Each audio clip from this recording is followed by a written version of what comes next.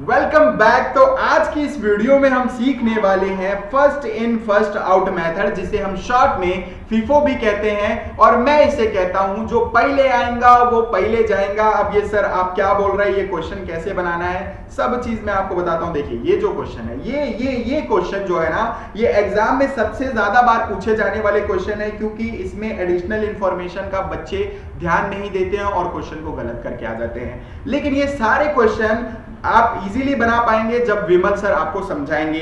चलिए चलिए चलिए, लेकिन आप लीफो हो, हीफो हो, फीफो हो या वेटेड एवरेज हो या सिंपल एवरेज हो, कोई भी मेथड हो, सारे मेथड को मैं समझाने वाला हूं। लेकिन सारे मेथड को आप इजीली तभी अंडरस्टैंड कर पाएंगे जब विमल सर आपको ये जो एग्जाम्पल दिया है इसे समझाएंगे। अब देखिए ये एग्जाम्पल को अगर आप एक बार समझ जाते हैं तो आप सारे मेथड्स को इजीली समझ जाएंगे कि हमें उसमें क्या करने का है। चलिए देखिए, थोड़े देर के लिए आपको ये अज्यूम करना है सर कि आपका जो है डेयरी प्रोडक्ट्स का कंपनी है, आप जो है डेयरी प्रोडक्ट्स के कंपनी के ओनर हैं और आपके कंपनी में मिल्क से रिलेटेड जितने भी प्रोडक्ट हैं बनाए जाते हैं सर। लेकिन आप जो है यहां पे अभी ये अज्यूम करके चलो कि आपके कंपनी में बटर बनाया जाता है, आपके कंपनी में चीज बनाया जाता है और आपके कंपनी में योगर्ट बनाया जाता है। तो तीन टाइप के प्रोडक्ट्स हमारे कंपनी में बनाए जाते हैं सर।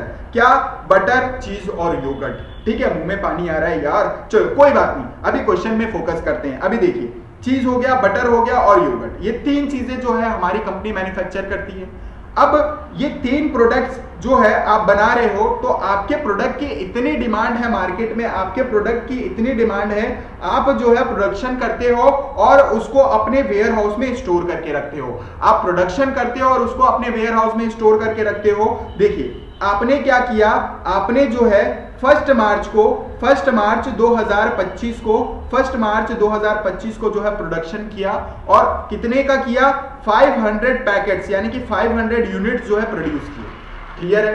अमाउंट पे अभी कोई ध्यान नहीं देना है, अभी हम स्टॉक इन्वेंट्री का मैनेजमेंट कर रहे हैं, पैसे से कोई मतलब नहीं है। चलो ठीक है, अब हमारे प्रोडक्ट की डिमांड मस्त है सर, क्या ही तो प्रोडक्ट हमारी कंपनी बनाती है, इतनी डिमांड है, इतने लोग इसको खरीद रहे हैं सर, मैं क्या ही बताऊं।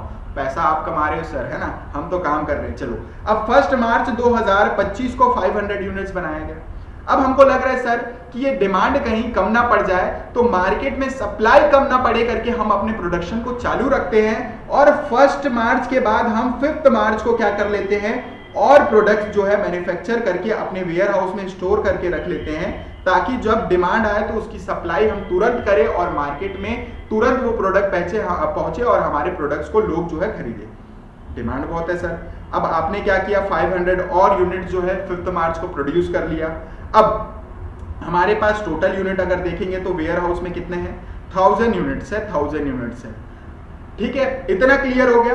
तो दो अलग अलग डेट पे हमने मैन्युफैक्चर किया है और डिमांड फुलफिल करने के लिए हम अपने वेयर हाउस में क्या करके रखें, वेयर हाउस में स्टोर करके रखे हुए हैं। अब देखिए, अब हमारे पास 7 मार्च को 7th मार्च को हमारे पास क्या आया, 600 यूनिट्स का क्या आ रहा है, डिमांड आ रहा है। हमारे पास 7 मार्च को 600 यूनिट्स का क्या आ रहा है, डिमांड आ रहा है, मतलब 600 पैकेट्स हमें मार्केट में भेजने हैं। अब आपको यहाँ पे जो पहले आएगा पहले जाएगा वो ध्यान में रखते हुए, यानी कि फीफो मैं आपको समझा रहा हूं, अभी हम कौन सा कॉन्सेप्ट समझ रहे हैं कि फीफो कैसे काम करता है वो समझते हैं। अब देखिए आप क्या करेंगे, जो 1 मार्च 2025 को आपने 500 पैकेट प्रोड्यूस किया था और एक पैकेट का कॉस्ट कितना पड़ा था, 25 रुपए। अब इसके कॉस्ट पे ध्यान मत दो, आपने जो 1 मार्च को प्रोडक्शन किया था उसको आप क्या करने की कोशिश करेंगे, पहले देने की कोशिश करेंगे। तो ये 600 में से मैंने 500 यूनिट दे दिया, कौन से वाले पैकेट में से, कौन से वाले जो मैंने मैन्युफैक्चर किया था, फर्स्ट मार्च को जो है मैन्युफैक्चर किया था, तो मैंने 500 यूनिट वहां के पूरे बेच दिए। चलो ठीक है, 500 यूनिट पूरा चला गया। कब, जो मैंने कब किया था मैन्युफैक्चर, कब किया था, फर्स्ट मार्च को। अभी भी हमारे पास जब 600 यूनिट्स का क्या आया, डिमांड आया 7 मार्च को, तो हमने क्या किया, और 100 यूनिट्स देने बाकी हैं, क्योंकि हमने 500 यूनिट दे दिया, तो आप 100 यूनिट्स और दे रहे हो, और 100 यूनिट्स जो आप दे रहे हो वो कौन से डेट वाले में से दे रहे हो, आप 5th मार्च वाले में से दे रहे हो, 5th मार्च वाले में से दे रहे हो। तो आपने ऐसा क्यों किया, आप 1 मार्च वाले को क्यों भेजे, क्योंकि 1 मार्च वाला पुराना स्टॉक है, पुराने स्टॉक जल्दी खत्म होने के चांसेस है, क्योंकि सर आप जो है मिल्क प्रोडक्ट बनाते हैं और मिल्क जो है पेरिशेबल प्रोडक्ट होता है जिसका life span short time of period होता है, जल्दी खराब हो जाता है। तो ये जल्दी खराब होगा, इसीलिए हम जो हमारे पास पहले आया था, जिसको हमने पहले मैन्युफैक्चर किया था 1 मार्च वाले, उसको पहले बेचने की कोशिश करेंगे। उसके बाद 5 मार्च वाले जो पैकेट्स जितने भी हमने मैन्युफैक्चर किए थे उसको बेचने की कोशिश करेंगे। देखिए अब यहाँ पे आपके पास जो अलग अलग 2 डेट्स पे आपने मैन्युफैक्चर किया था, तो अलग अलग डेट पे मैन्युफैक्चर किया था, लेकिन 7 मार्च को जब हमारे पास ऑर्डर आया तो हमने पहले जो आया था उसको पहले बेचने की कोशिश की है। तो यहां पे ये जो एग्जांपल मैंने समझाया, ये एग्जांपल वैसे ही डिपेंड करता है कि आप किस टाइप के प्रोडक्ट्स में डील करते हैं। तो आप लीफो मेथड यूज कर रहे हैं, फीफो मेथड यूज कर रहे हैं या हीफो मेथड यूज कर रहे हैं, वो डिपेंड करता है किस टाइप के आपकी ऑर्गेनाइजेशन है, किस टाइप का आप वर्क कर रहे हैं, कौन से टाइप के प्रोडक्ट्स आप मैन्युफैक्चर कर रहे हैं, आप उसके हिसाब से जो है अपना इन्वेंट्री मैनेज करते हैं। अगर हम यहां पे बात करें कि टोटल कॉस्ट कितना पड़ा, टोटल कॉस्ट कितना पड़ा, तो आप टोटल कॉस्ट 600 पैकेट का निकालने के लिए क्या करेंगे, जो 5 मार्च को और 1 मार्च को बनाया गया, तो 1 मार्च 25 रुपए के हिसाब से बनाया गया था, 25 रुपए का खर्चा आया था 1 मार्च को जब आपने एक पैकेट को बनाया था। तो आप क्या करेंगे, 25 से मल्टीप्लाई कर देंगे 500 यूनिट का, प्लस आपने 100 यूनिट्स कितने वाले बेचे, 28 रुपए वाला, क्योंकि 28 रुपए का खर्चा आया था 5 मार्च को। हो सकता है कि यहाँ पे रेट बढ़ गया हो, किसी भी रॉ मटेरियल का, मिल्क का बढ़ गया होगा, या जो भी आप उसको पैकेजिंग कर रहे हो उसमें जो भी सारी चीजें यूज कर रहे हो उसका रेट बढ़ गया होगा। जब आप इसका टोटल निकालेंगे तो आपका क्या आ जाएगा, आपको कमेंट में बताना है कि टोटल कॉस्ट ऑफ प्रोडक्शन कितना आ रहा है, सही है या गलत, मैं आपको बता दूंगा। चलिए अब यहां पे आपको समझना है, जो मैंने आपको बताया, this shows the earliest stock is used first, issued first. आप क्या किए, जो पहले सामान 1 मार्च को आया था उसको आपने इशू पहले किया, 1 मार्च वाले को आपने क्या किया, सबसे पहले इशू किया, क्योंकि which prevent the milk from expiring in storage.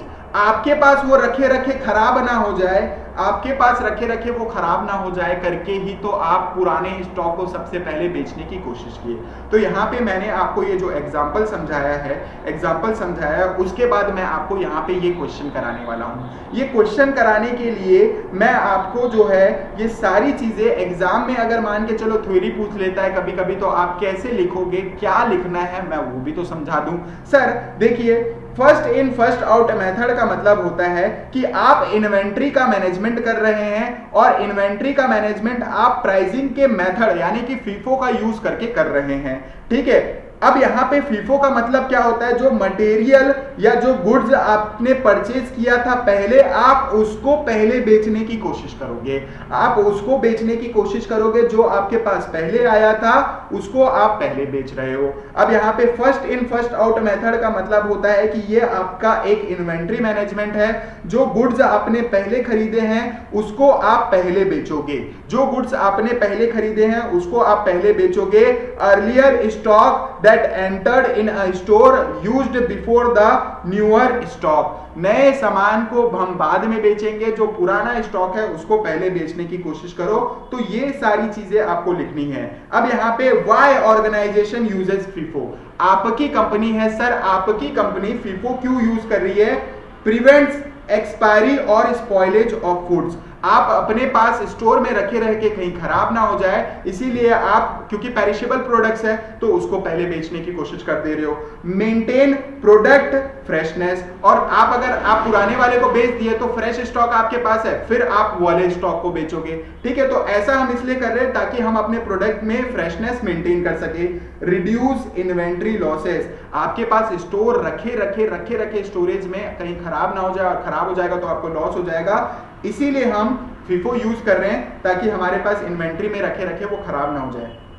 चलिए provide simple and logical inventory control. अब हमें जो है ये FIFO क्या कर रहा है, हमें प्रोवाइड कर रहे हैं सिंपल और लॉजिकल इन्वेंट्री कंट्रोल। हम अपने इन्वेंट्री को इजीली और लॉजिकली क्या कर सकते हैं, इजीली कंट्रोल कर पा रहे हैं। चलिए, किस प्राइस में देना है वो भी आपको FIFO बता देता है, वो क्वेश्चन करेंगे तब समझेंगे। अब देखिए, वाइडली एक्सेप्टेड, इसे बहुत लोग यूज कर रहे हैं भाई अकाउंटिंग में, क्यों, क्योंकि इससे जो है कॉस्ट का मैनेजमेंट किया जा रहा है। अब कॉस्ट का मैनेजमेंट किया जा रहा है, सर आपने तो हमें कॉस्ट बताया नहीं, आपको कमेंट करके बताना है कितना टोटल कॉस्ट आया। चलिए, उसको जब मैं आपको क्वेश्चन कराऊंगा तो उसमें पूरा क्लियर करूंगा। चलिए अब हम आते हैं क्वेश्चन में।